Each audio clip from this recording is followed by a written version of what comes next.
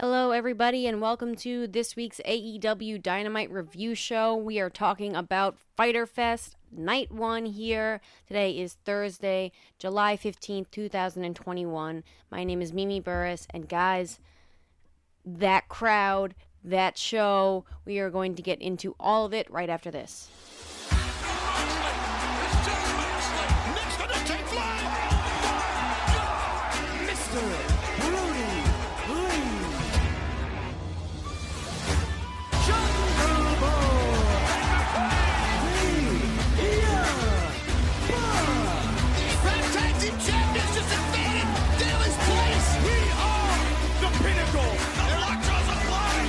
Championship means that much. I can't believe what we're seeing here. DMD.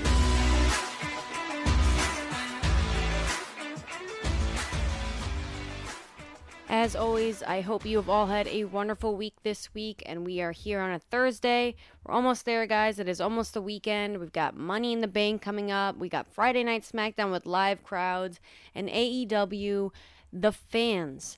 I can't imagine WWE fans, even if the product was remotely good-ish, which it's not. And again, this is not a WWE podcast, although it's on the WWE podcast. We're talking about AEW tonight, but I was just thinking to myself, that's some ECW crowd stuff we got going on. It's just, maybe it just feels that way because we're finally back. We're in full-packed stadiums.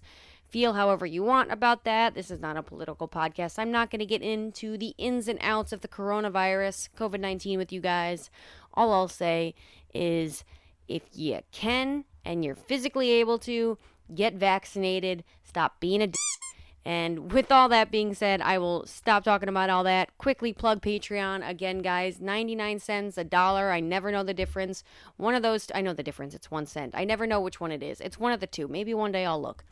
Check that out. Patreon. We're on Patreon for $1 and or 99 cents. Not and or. $1 or 99 cents on Patreon. You get all of these wonderful shows. You get me not knowing how much the whole thing costs for only $1 a month. Ad-free. Ad-free. Not a singular ad. It's a good place to be. Go check it out. So that is on Patreon, as well as there's some other tiers, and there's some other great benefits with the other tiers, including exclusive shows, all that other stuff.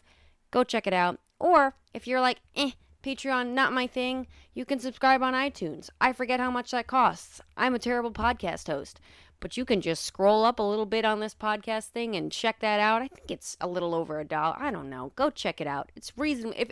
If it means ad-free all these shows, guys, can you really put a price on that?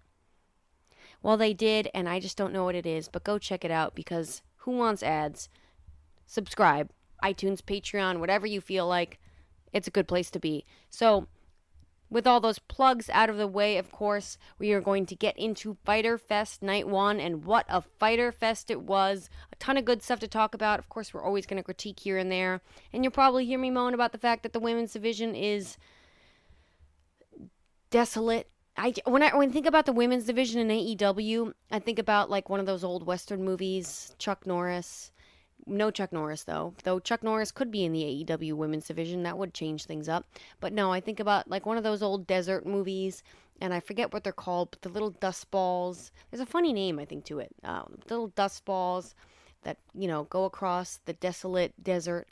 That's what I think about the AEW's women division creative team, at least. So you'll probably hear me complain about that even more than we just did for a couple seconds there.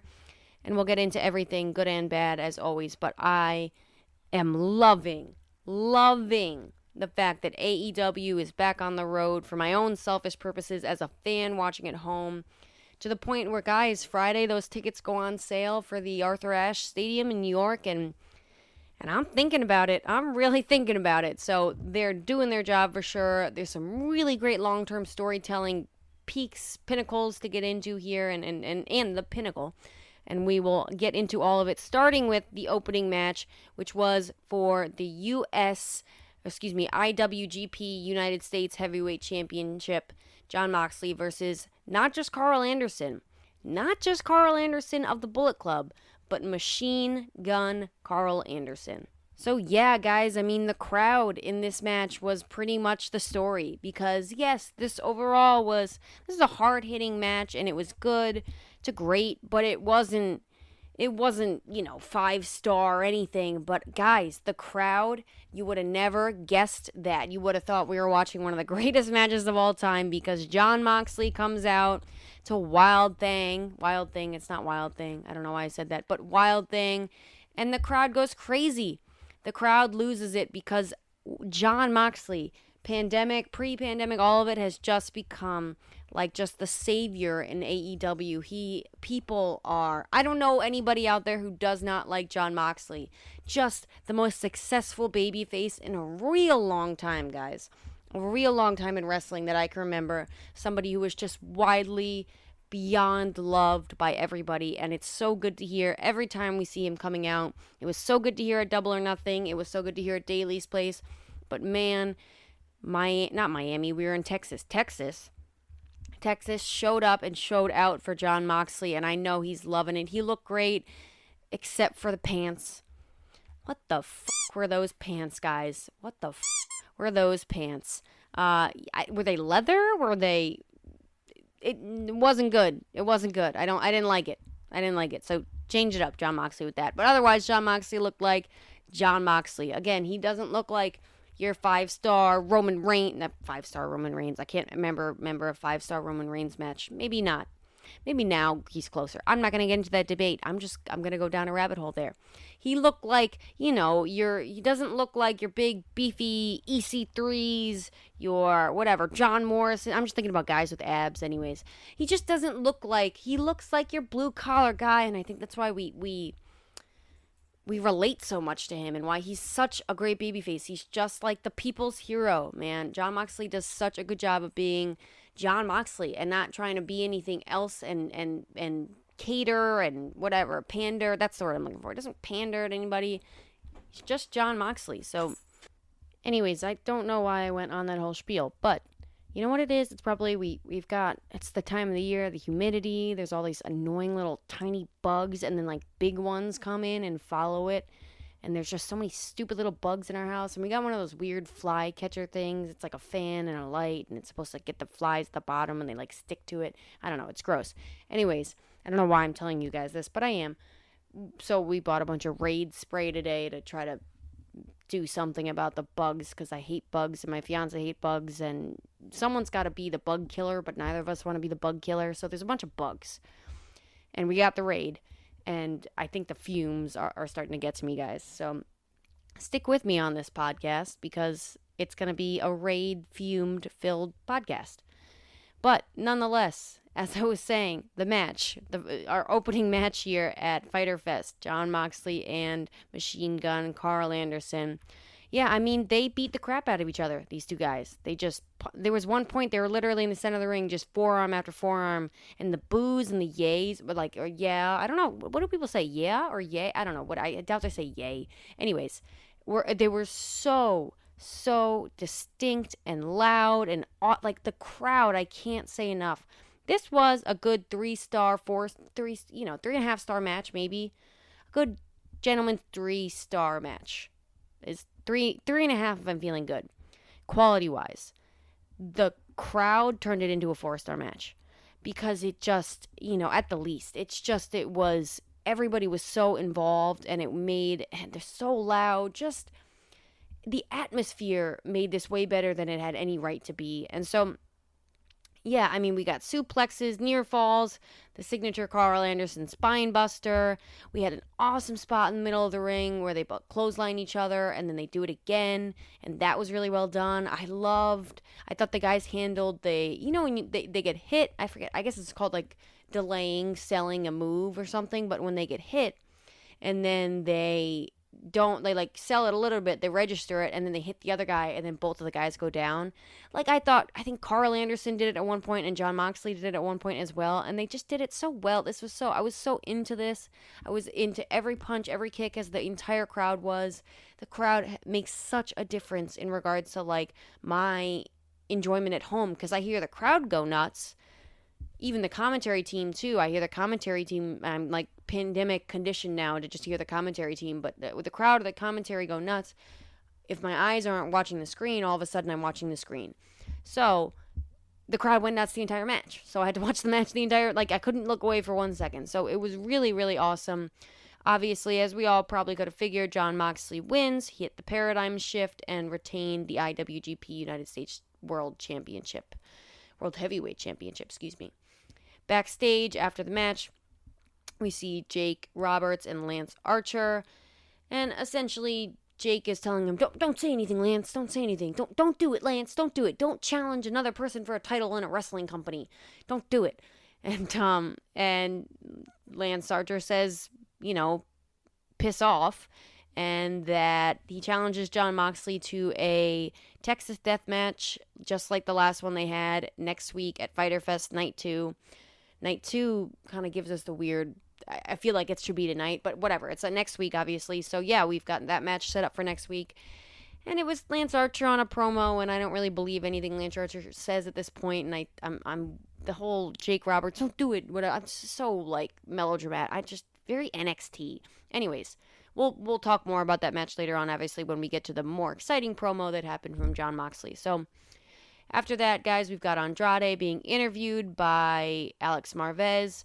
And Andrade asks Alex Marvez, where is Death Triangle? Nothing special. Andrade is still not feeling like anything special, which is really sad, in AEW at least, because he really is special. So, nonetheless, guys, it sounds like we're getting some kind of Death Triangle Andrade, maybe with friends from AAA or from wherever, feud, fighting. It could literally be a match. I don't care. I, wasn't impressed with the Matt Sydal match, but I know Andrade has it in him. And, your debut match isn't always going to be, like, amazing. Like, you're getting used to someone else's style. You're in a different company, all that stuff. So, I still have hope in what Andrade can bring. Look at Miro. Miro was floundering for a while now, and look at where he is now. So, I still have faith in this Andrade character in AEW. And I just want Rey Fenix back, guys. I feel like I should put in, like, Sarah McLachlan in the arms of the angels behind this, because I'm just sitting here depressed. I feel deprived of my incredible suicide dives and unbelievable death-defying maneuvers that Rey Fenix manages to pull off that nobody else in the world can do. So I miss Rey Fenix. I was spoiled for so long. I don't even think I knew what I had when I had him. And, he's injured, obviously, but they haven't really talked about it much, so we don't know when Rey Fenix is coming back, and hopefully it's like next week, or hopefully it's tonight even though there's no AEW television tonight, I still hope it's tonight somehow. I just want Rey Fenix back, guys. I just want Rey Fenix back. So, it's like tiny violin moment over, and we're going to move on over to another amazing match, which was Brian Cage, the FTW champion, versus Ricky Starks. And I'm sorry, excuse me, let me put some respect on the man's name. The absolute Ricky Starks. What he is a superstar, man. If he's not already, he is going to be a superstar without a doubt. Championships, all this stuff in his future. How old is Ricky Starks? You know what? I have to do this research, because next time Ashley Mann is on my podcast, I have to make sure I know how old every wrestler in AEW and every wrestler who ever existed is. Ricky Starks is 31. Okay, still young, man. Still, like, he is not even close to what the peak of his wrestling career is going to be. So I'm just a big Ricky Starks fan. And guys, you've heard me talk about this before. There's a lot of, like, big men who can do cool things now. It's not new anymore. Like, the only people I feel like who can't do, like, a Spanish fly who are over 300 pounds is, like, Big Show and Mark Henry. I feel like Lance Archer, we've got Brian Cage, obviously. I'm thinking about Keith Lee, even though where's Keith Lee? Again, going to WWE, but just thinking of big man off the top of my head who are incredible. Will Hobbs is super athletic, too. Like, we have a lot of big men who can do awesome things. So, with that being said, like, that's not what's so awesome about Brian Cage. Of course, his in-ring is really incredible, and he's so hard-hitting and fun to watch. But to me, really, what's so impressive about Brian Cage, or what I have been impressed about, is the story that he tells in the ring. I loved that match. If not, it was my favorite match, I think, at Double or Nothing, and was the opening match between Hangman Page and Brian Cage. Still confusing to me with the rhyming and the names, but it's Brian Cage and Hangman Page. Brian Cage, Hangman Page. I loved that match. I thought the story they told was simple but easy to understand, and it was so well done. It was so functionally perfect. And here Brian Cage did that again. This whole feud, guys, was functionally well done. And sometimes predictable's not bad. We all saw this coming from a mile away. Team Taz was turning on Brian Cage, just trying to get the FTW title, quote unquote, off of him so they could put it on Ricky Starks. I'm surprised they didn't put it on Will Hobbs. I feel like it's more of a Will Hobbs thing. But I understand why they put it on Ricky Starks. Absolutely. He is the star of that group. No offense to Hook. And so we all knew this was coming, right? Obviously, let me recap the match. There was a great near fall off of an F5 maneuver from Ricky Starks kicking out at 2. I thought it might have been in at that match. I mean, they went around the ring. There was some great, they played with that post spot that every big man ever encounters. They played with that really well. A Liger bomb for a near count. And then, towards the end of the match, we have Powerhouse Will Hobbs stops Ricky Starks from grabbing the FTW title belt. Cage does the F5 spot that I talked about, but kick out at 2. And then we have Hook running interference, distracting the referee. And then when Brian Cage runs towards the rope, Will Hobbs hits Cage with the belt, and then Ricky Starks hits him with a spear, getting the pinfall, and is a new FTW champion. Yeah, guys, like I said, functionally just good, and that's okay, and predictable, and whatever, but Ricky Starks was in Texas. He got a huge pop, and I think Ricky Starks would have gotten a huge pop anywhere, but definitely extra huge pop in Texas. So, with that being said, obviously AEW's not stupid. They figured that was coming. They still told the right story here of Brian Cage being the babyface. I thought Brian Cage did look a little stupid here. How did you not figure that this was going to happen when this is the exact same thing they were doing throughout all these other matches, trying to get you to do? But I did like that earlier on in the match, Ricky Starks had gone for the title, and I think Hobbs stopped him. I could be making that up in my head, but to put a little, doubt, nah, they're not turning on you, Brian, or whatever. But so I did like that part. And yeah, guys, another stupid functional pro to this match was there was no match to build the match. And AEW does a really good job of not giving away matches, but I guess I just want to hone in on that point. The magic behind this match last night was that we hadn't seen them face each other.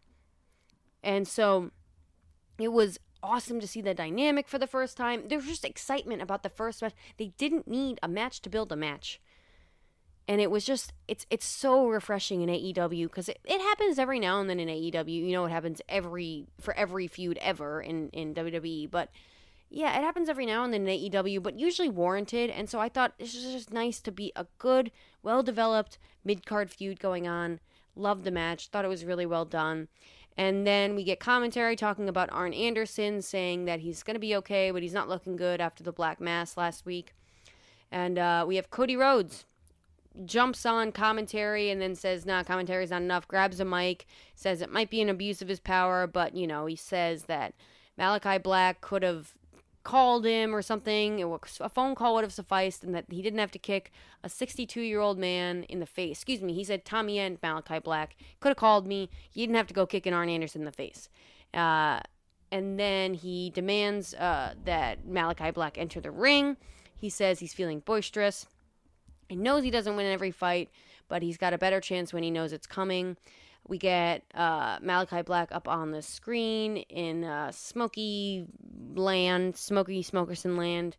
I'm just picturing 4 guys smoking cigars next to him. They didn't have, it's AEW, it's low budget. They didn't have a smoke machine. There's just a bunch of guys smoking cigars next to Malachi Black. That's why, and that's where he was. He was in a smoke bar. What are those things called? I'm not hip, you guys. A hookah bar? Is that what it is? Whatever. I'm going off. This is what I was saying. It's the raid in my brain, guys. It's the raid in my brain.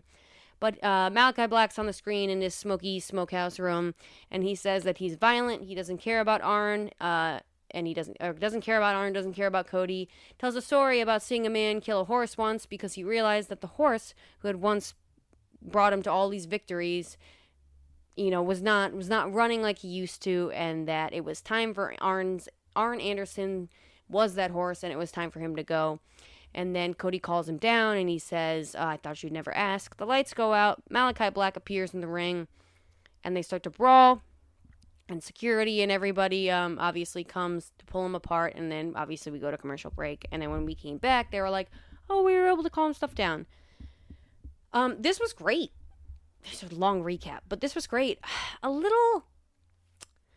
had a little bit of an NXT vibe to it in the like pull apart whatever. But what I'll say is that very rarely does AEW do anything that feels like impromptu or something like that. So I really did like this. And I thought that there was a fire in the brawl. It was, I've seen better brawls and stuff like that, and it got broken apart right away, but there was a certain amount of like tension. The crowd was fired up for it. There was a huge reaction to it. So this feud is hot right now. So totally gets away with doing the whole cheesy brawl, security, break him up, whatever, coming out, calling you out, like Angle. That's a very specific title, I guess. But gets away with doing that whole Angle thing because, it was hot and the crowd was into it. And so I'm into it and I'm super excited to see where this goes. I hope, again, that they just I hope that they don't touch each other. I hope we don't see another Black Mass. I hope that they don't touch each other and the anticipation builds to whenever they have their match. I assume maybe All Out. I don't know. We'll have to see, but I'm looking forward to it. So this is definitely a pay-per-view quality match, though. I don't want to see it on television, free television. This is something that they can charge $50 for out of my wallet. So anyways, like I said, we come back from commercial, and they're like, oh, we were able to break apart and get or restore order here in a pro wrestling company. We were able to restore order, and I liked that because it was just, again, it reminds me that they're scheduled matches. This is not like guess what? It's really easy to know what the main event is going into the show. We get to be excited about what's going to be on the show because we have an idea of what matches are going to be on the show, obviously. Most of them are pre-announced, if not all of them always. So I appreciated just the candidness of that this is impromptu and doesn't ever really happen, and Cody Rhodes addressing that in his promo and then them being like, sorry guys, we were able to, calm things down or whatever, and now we're back into order. Anyways, let me move on because I could talk about Malachi Black for the entire podcast, and maybe that is a whole nother podcast to do, obviously. I will definitely put that on the list of things to do whenever I have a moment of free time, because being engaged is difficult, guys, along with just work and everything else going on. It's hard to find an hour to be able to sit down in front of a microphone and talk about the one thing that I love talking about most, and that's wrestling with you guys. So there's another sidebar. I'm losing brain cells at the moment by this bug spray. So if you're still listening to this podcast, thank you. And we are moving on to Santana and Ortiz are backstage, beating up Tully Blanchard. We're not actually beating him up, just pretending to beat him up and then being like, without his boys, he's not anything. So Tully Blanchard yells at him and says, wait till FTR basically gets a hold of you. Something along those lines. It was hokey and pokey, but it was what it was.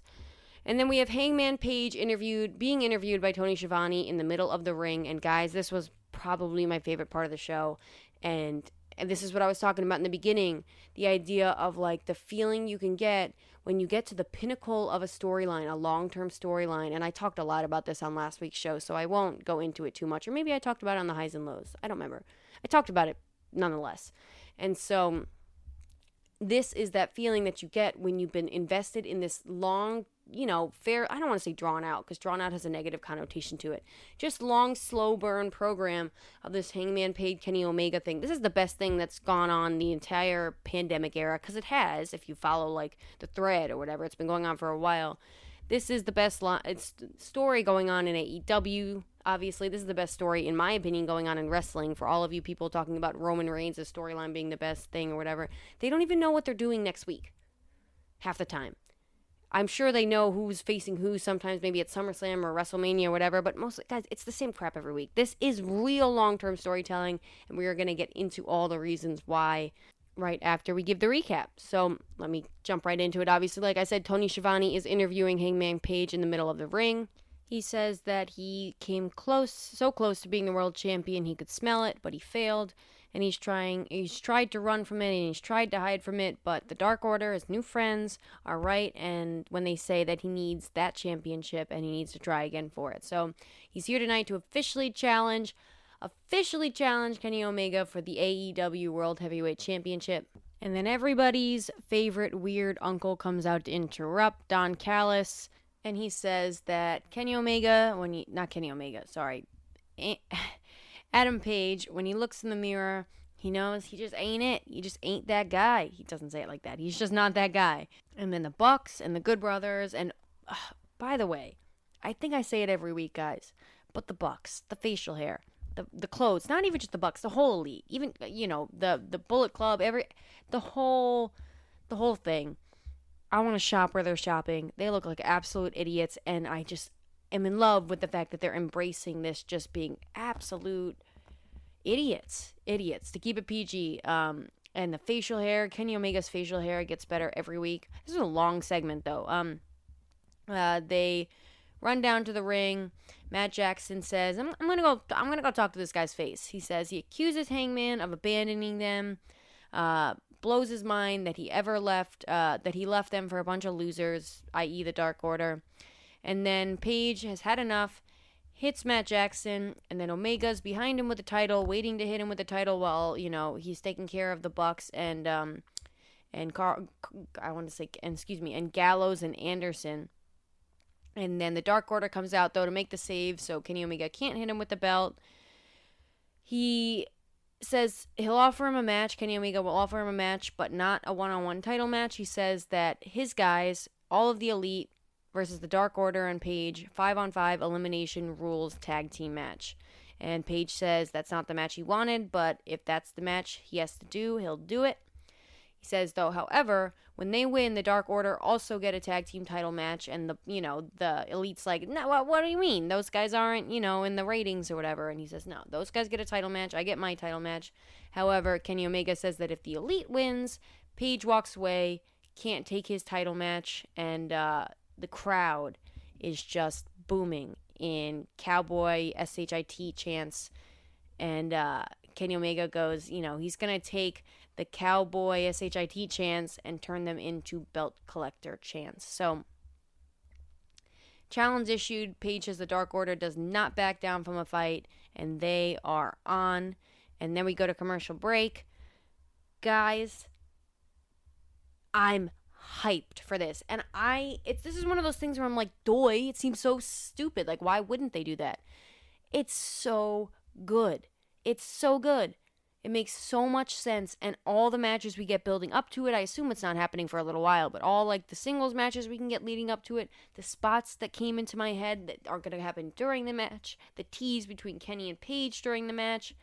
And, my question to you guys is, and you can tweet me at Mimi Burris on Twitter, it's MIMIBURRIS, or you can send me an email if the tweeter is not your thing and you're into the email more, so you can send me an email at mimi.realwwepodcast@gmail.com, because I want to hear your guys' thoughts about all of this, but specifically, I only want to hear good thoughts, though. I don't want to hear anybody try to tell me anything bad about this, because this is amazing. Amazing booking, amazing long-term storytelling.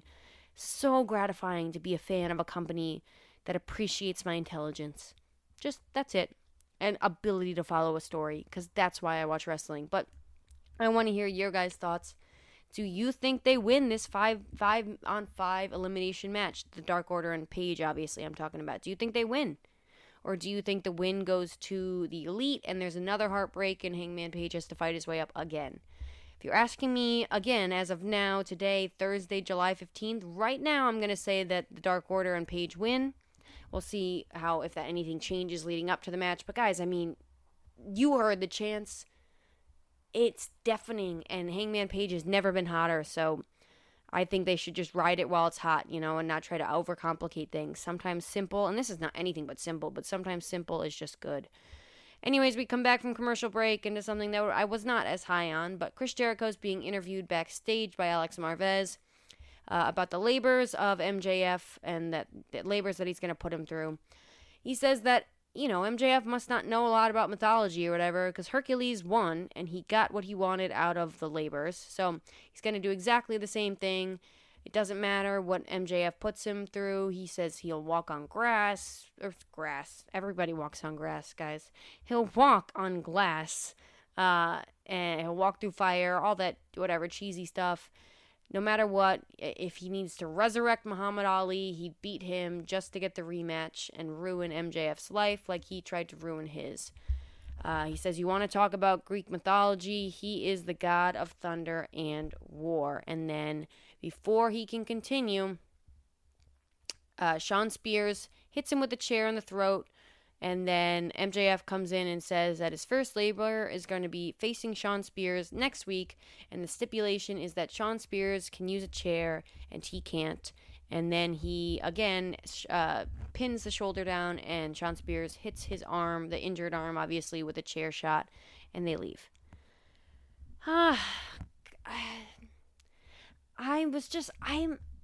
hoping there's more to this. I'm not gonna lie to you, guys. I'm hoping there's more to this. I guess, I figured there would be more creativity. I don't know. I just was hoping for more to this. I was really... I know I said that, he'll face every member of the Pinnacle or whatever. I just wanted to see a little more creativity. However, this is only the first labor, and they're going to draw this out.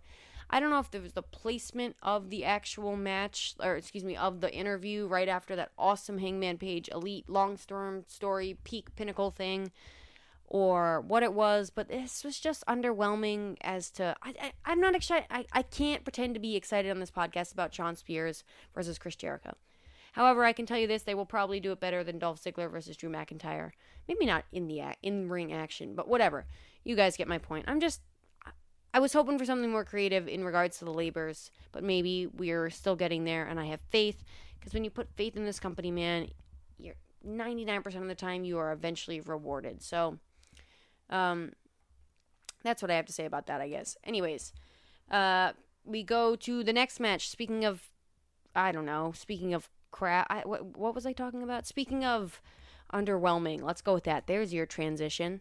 Next, we had Matt Hardy versus Christian, and they went 10 plus minutes, if not more, and they tried so hard, guys, and they shouldn't have to, but you could tell they knew, Matt Hardy and Christian knew going into this, they had to have, that what the hell are they doing? What are they doing? And, Christian did that spot. He did a spot off the turnbuckle to the outside, like a double axe handle or something, over the post. Inverted DDT for a near fall. Hanging DDT onto the steel steps that looked awful. I mean, I don't know if his head was supposed to make it look like it hit the steel steps, but it didn't. You could clearly see, which is fine. I'm all for the safety, but this just didn't look good, and you shouldn't have to do spots like that to overcompensate, and a lot of this felt like overcompensation. Nonetheless, we get a kill switch countered with a mule quick, twist of fate. Cage kicks out at 2, and then dumping Christian Cage out to the floor. Matt Hardy is happy to take the count out, but when Christian Cage comes back into the ring, he hits the kill switch and gets the pinfall. Post-match, the Hardy Foundation group, I don't even have the energy to learn their name, if you guys couldn't tell. They come in, try to start to attack Christian, but Jurassic Express, Jungle Boy, obviously, and Luchasaurus come out to make the save, and they put Christian Cage up on Luchasaurus's shoulders and celebrate. And I'll say, at least we're getting that more Jungle Boy Christian Cage dynamic, and Luchasaurus as well. Obviously, I want to see Luchasaurus versus Christian Cage personally, but I want to see it when Luchasaurus can go over one day, because I just think that would be a great match. Maybe he doesn't go over. Maybe I'm just weirdly booking, because I love Luchasaurus. But I do see a heel turn eventually in Christian Cage's future. I doubt they can turn Jungle Boy heel ever. At least that's what it looks like now, and I want to see that match, and I want to see a patronizing Christian Cage versus Jungle Boy, and I think, I don't know, it doesn't look like it's far out in our future, so I'm looking forward to that. We get a video promo from Miro talking about how he is God's favorite champion, his hot wife, and all the like, and just Miro being the wonderful Miro that he is. Great stuff. Tony Schiavone introducing Britt Baker into the middle of the ring for an interview. she cuts the best promo ever because she's Britt Baker. I saw a tweet that said something about, you want to know what my favorite Britt Baker promo is, or you want to know what the best Britt Baker promo is? Just wait till next week or something. Just wait for her next one. And it's true. So was all over this. I loved what she had to say. She says she's the baddest on the block, and I forget if I can say that word. Now I gotta bleep that out. She says she's the baddest bee on the block, and if you think you see fear in her eyes, look again. But what is daunting is the weight she's carrying on her back, keeping Nyla Rose relevant. And yes, she knows Nyla Rose has beaten her multiple times, and that she is on top of the food chain. But Britt Baker isn't even on the menu. She's in a league of her own. She's going to retain the title, but even without it, she's the hottest thing in pro wrestling. And I'm butchering a lot of the stuff that she said. But if you didn't see it, I always say that, but if you probably saw it, you probably saw it because you're listening to an AEW Dynamite review show, and it'd be weird if you didn't see it. Anyways. Whatever, we get Vicky Guerrero cutting a response promo backstage. Oh, I was going to say, if you did see it or if you didn't, go watch it. Anyways, Vicky Guerrero cutting a response promo backstage, at least with Nyla Rose, and she screams the Vicky Guerrero scream and says that Britt's days are numbered. And Nyla cut a pretty good promo here, I have to say. She says, it's short and sweet, obviously, but she says next week she's going to hand Baker an ass-whooping, world class, but don't hold it against her because that's just the nature of the beast. I like that. I like that little short snippet. And yeah, guys, I don't feel any different about this than I did before. This is a stupid match. Heel versus heel, supposedly. I guess Britt Baker's a face now. Or a tweener. Whatever the heck that means. I love Britt Baker. Great promo. She got me at least hyped for her portion of the match. So it's Britt Baker. How bad could it be? But this is still sad. No attention being placed on the women's division. And you know what? She kind of in her promo, I didn't mention it obviously too, but she kind of exposed that. She said I can't believe Nyla Rose is the first person I'm facing in my title reign. This makes no sense, kind of thing. So I'm glad she at least acknowledged that, and I'm sure she knows too. This deserves way more attention. She deserves way more attention, guys. She's not only the face of the women's division in AEW, if you want to call it that. There's no women's division on Dynamite. Let me put it that way. A consistent women's division at least, but she is the face of that. She could be the face of AEW. Period. She is that good. So they need to rally behind her more. And I say it every week, but I will not stop saying it. Also, if you guys didn't catch, on the tweeter, I tweeted something about Ashley should be my Tony Schiavone to Britt Baker. It was cute and it was clever in my opinion.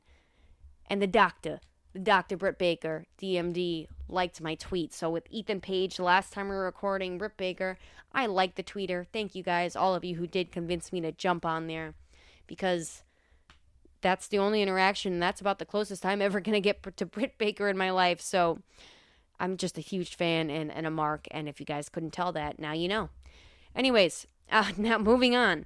Jon Moxley cuts a promo backstage where he says he's not the hunted, he's the hunter. No, I take that back.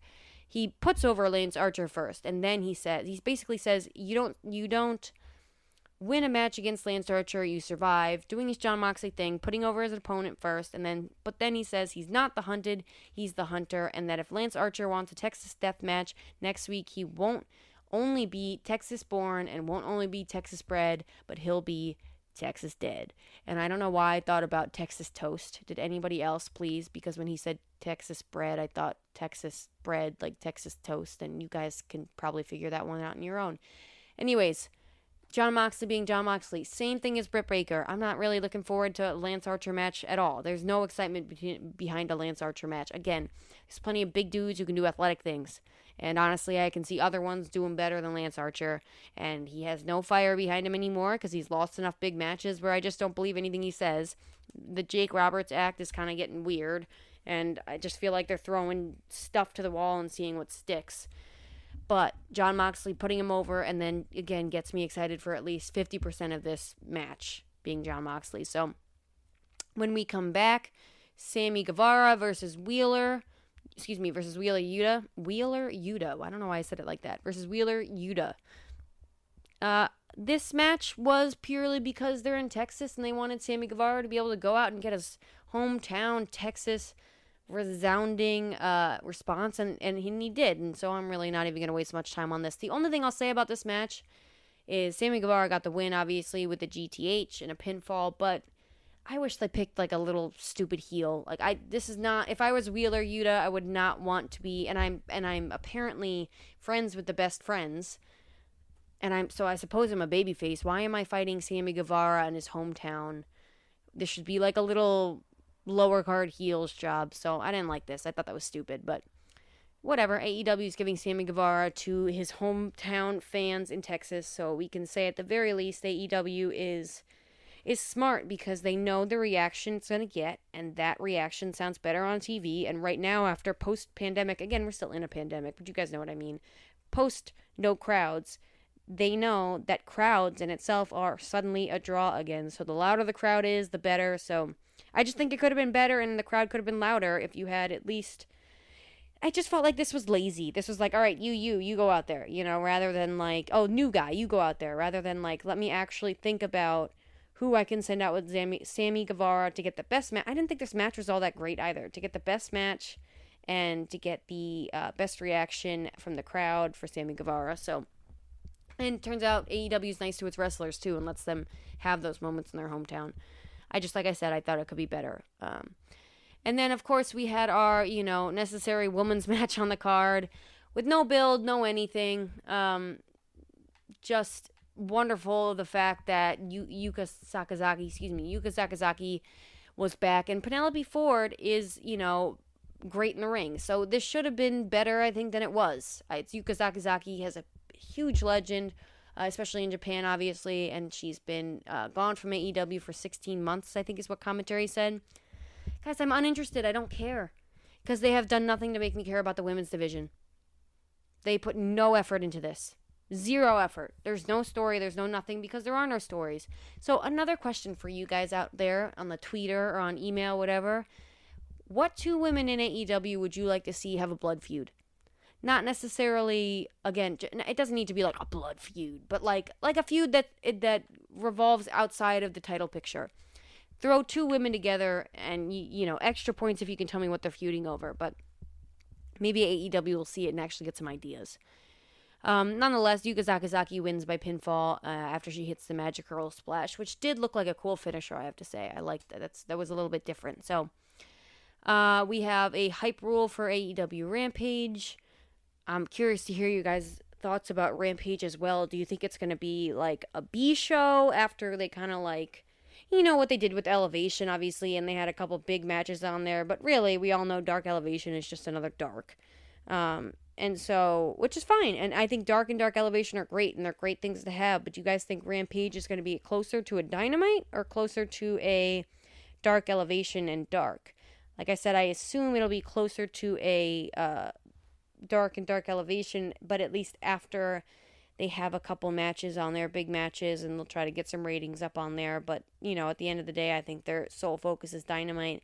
And if they get that third hour, they're going to be paying a lot of attention to that. It will always be, their main show. But I am curious to see how much attention is going to be put on Rampage. I can't remember the last time I watched a two television broadcast show, television wrestling, that you guys know what I'm trying to say, besides WWE, obviously, when they have no brand split, that had two shows but one roster, if that makes sense. So I'm curious. I'm excited to see where this goes, obviously, and I'll be tuning in, and if it's a big enough deal, maybe we get a Rampage review show on here. But again, if it just becomes kind of a little bit more, if it on the spectrum, if it's more on the side of a Dark and a Dark Elevation, I don't feel the need to be reviewing it on this podcast. So, next up, we had our main event, guys. Darby Allin versus All Ego Ethan Page. And if you know me, I was hyped for this. I was hyped for Ethan Page in the main event. I was hyped for this feud. I thought they did a really good job of making it feel like a big deal. And then they gave it 15 minutes max, if not less. And essentially, half of the match, if not more of it, was during the commercial break. So that took a big hit when they were out there in the crowd. And I guess they did the commercial break at the right time, but it felt like a long break. We had Sting come out, but only after Darby Allin opens the coffin and Scorpio Sky was in there. And similar thing, obviously, to the first match. They just got the interference guys out of the way, which I liked. I did really like that. Yeah, I mean, they beat the crap out of each other, guys. Paige eventually got cut open, drop kick into the steps, and Ethan Page falls into the coffin towards the end of the match. Darby Allin drags himself to the apron. Page pulls him in. They brawl into the coffin, hits him with a few palm strikes, and tries to, I think the commentary was saying, tries to rupture Darby Allin's eardrum. But Darby Allin bites his hand and gets away. Page hits a back body drop out of the coffin and throws Darby Allin back in the ring. Again, towards even further to the end. Drags over the steps. He picks Darby up in a fireman's carry, but Darby Allin slips out of it. Darby Allin chop blocks him, stunner, and a lot of action. I'm trying to recap, but you guys saw the match. A lot of action. And there was a great spot where the Ego Edge was on to the steel steps in the ring, obviously. That looked rough. I expected more of a sound, but there really wasn't. Anyways, at the end of the match, Darby Allin hits him with a double stomp with the skateboard and knocks Page into the coffin, and then closes the door, wins the match, goes up to the top rope again, though, and hits a coffin drop through the coffin lid, which just seems stupid to me. But it was cool. Nonetheless, it was a cool spot, so... And yeah, Darby Allin came away with the win, obviously, and that was your main event. And yeah, guys, I mean, if I sound underwhelmed, it's because I kind of was. And it's not because the violence wasn't violent, but they lacked a story, and I think the time thing really threw them off. And yeah, I was really disappointed. I just expected more. I expected them. They did a really good job of making this feel like a big deal until the night. And that leads us kind of to our number one problem with AEW, or at least my number one problem with AEW as of late, which is everything's too rushed, man, and they try to cram too much in, and oh, there we go. They try to cram too much stuff in, and then we get just a rundown version of what something really could have been. This could have been an awesome match, and I know this isn't a pay-per-view. This would have been a great pay-per-view match, absolutely. This is on TV, but guys, it's too much stuff all in 2 hours, and I understand they have a lot of stuff going on, and that's great. But a lot of this stuff needs time to breathe. Everything's back to back to back to back to back. We get no moment just to take in what just happened. The best segment of the show was the longest promos and stuff, at least, which was the whole Hangman Page brawl and all the whatever elite and stuff like that. Because it was probably the most relaxed, air it out, more time just for it to have, or whatever segment. Everything else just felt rushed. Couldn't you have just chopped off the entire Matt Hardy Christian Cage match and let these guys have that time, that 10 plus minutes? Or if you really gotta have the match, make it 5 minutes tops. I don't want any more than 5 minutes for those guys. I don't want any more than 0 minutes for those guys to be wrestling in All Elite Wrestling. And give it all ego Ethan Page and Darby Allin in this awesome coffin match, because this just felt like spot to spot to spot, especially with the ad break coming in. So I was disappointed in this main event, and I had really high hopes for it. Still have high hopes for Ethan Page. And again, guys, on the Twitter, email, whatever you want to do, let me know. Who do you think Ethan Page goes to next? Who do you think Darby Allin goes to next? Do you think this continues? What's next? It seems like a lot of stuff in AEW is kind of rounding out, or it seems like in the next couple days it will be, at least for the next couple shows.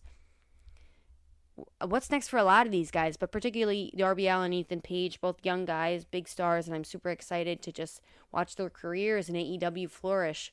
But man, they need to give this stuff time to breathe, the whole show. And with that being said, I'm going to go give myself some time to breathe, and I will talk to you guys next time on next week's Fyter Fest Night 2 review show. And obviously we have the highs and lows of the week coming up on the weekend. So yeah, I'm upset I have this commitment on Wednesday night, so I don't usually get to live tweet during AEW, and I usually have to come home and watch it later. That's why I'm doing a lot of these shows now instead of Wednesday night on Thursday night, because I can't stay up that late, guys. I'm old, you know it. But with all that being said, at least we were able to get this out, and I want to hear your thoughts on Fyter Fest. What was your favorite match? All that stuff. You can follow me on Twitter at Mimi Burris. You can email me at mimi.realwwpodcast@gmail.com. You can send me letters in the mail if you know my address. Hopefully you don't, because that would be kind of weird. But if that's the only way, I respect the grind. And I'll talk to you guys next time.